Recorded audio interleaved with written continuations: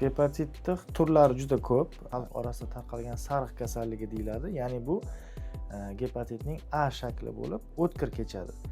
Va o'sha A kasalligida sariqlik bilan ketish davri mavjud. Undan tashqari bizda parenteral yo'l orqali, ya'ni qon orqali yuqadigan gepatitlarimiz bor.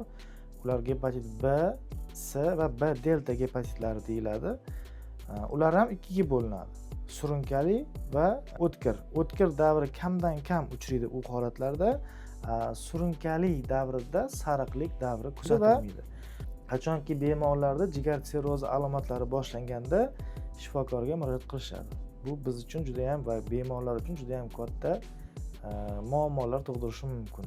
Hozirgi kunda virusli gepatit A'larni butun dunyo bo'yicha davosi bor, muammo tug'dirmaydi. Ayniqsa ular 3 yoshdan 18 yoshgacha bo'lgan bolalar orasida tarqaladi, ya'ni o'smirlar orasida. Bizda juda ko'p muammo tug'diradigan gepatit B kasalligimiz bor.